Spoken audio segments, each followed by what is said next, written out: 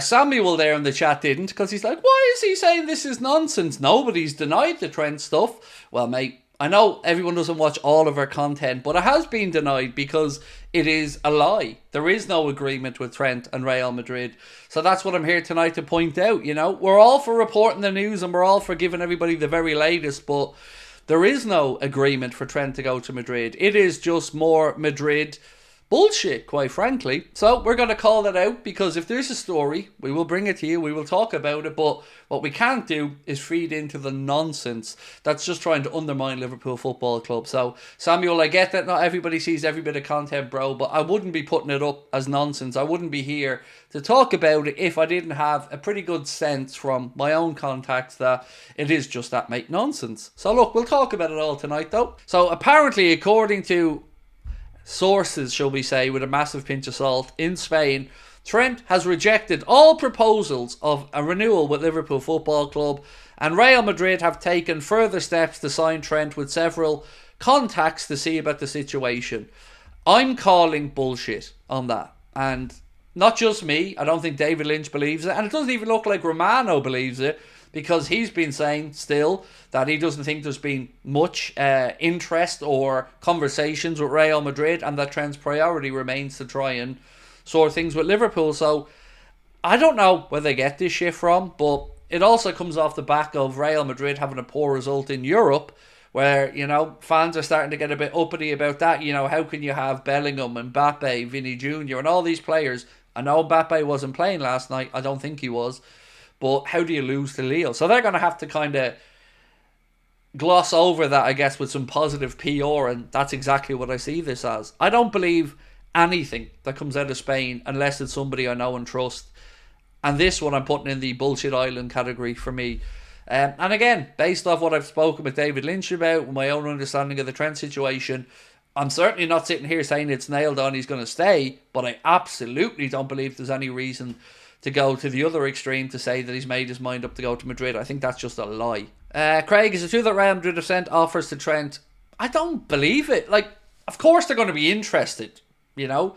Think of it this way. If you're Madrid and you're looking, maybe Carvajal has signed a little extension, I think, but if you're looking to the future and you could get Trent for free, why wouldn't you? So I absolutely understand Madrid's interest, but what I don't believe is that he's made his mind up or that Liverpool have given up. I don't think that's the case at all. Feels to me like if Trent, if Virgil and if Mo all got what they wanted, they'd stay at Liverpool. But what I can't say with any type of a conscience or clear conscience is what Liverpool's stance is.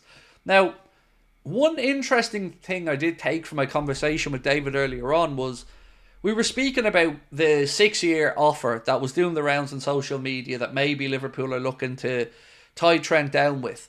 And normally when I pitch these things to David, I'd get an answer something like, I've not heard anything from the club along those lines. And, you know, very professional, as you would expect from somebody as good as David is. But he said something along the lines of, I wonder, was this perhaps a bit of a leak from the Liverpool side to show that their willingness and desire is to make Trent one of our highest paid players and to keep him at the club for his career, basically, giving him a 6-year deal. So that's got me a little bit excited, to be honest with you, because if it is the club starting to leak out a few little bits and pieces, at least it's shown that they're moving in the right direction with trying to get it sorted out. So, yeah, look, I can't tell you if Trent's had an offer from Liverpool, an offer from Real Madrid. I don't know that at the minute, but I certainly know that we shouldn't be giving up on the idea of Trent extending. I think that's way too early. Didn't Trent say he wants to captain Liverpool? Yep, he did. But he also said as well, which is fair, and I understand this from his point, that he wants the club to match his ambitions. He wants the club to want to win trophies. He wants legacy. Again, I understand it. You don't get to the point in your career where he is, where Mo is, where Virgil is, where Ali is, without having that desire to win. And winning means winning trophies. You look back in your career, you want to talk to your kids and grandkids about your European nights, your Champions League medals, your league titles.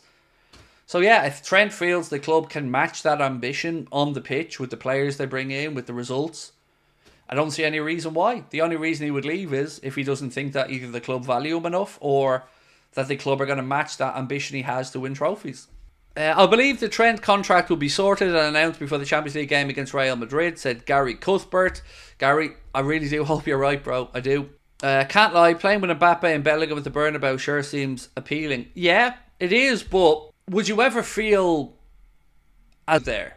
Mart would be my question, mate. You know, sure, going over there, seeing, you know, Bellingham, Mbappe, Vinny Jr., Rodrigo, it is appealing, no doubt about it. But would you ever really feel at home or comfortable or a sense of belonging there, or even be appreciated as much as you know you would be by the Liverpool fans?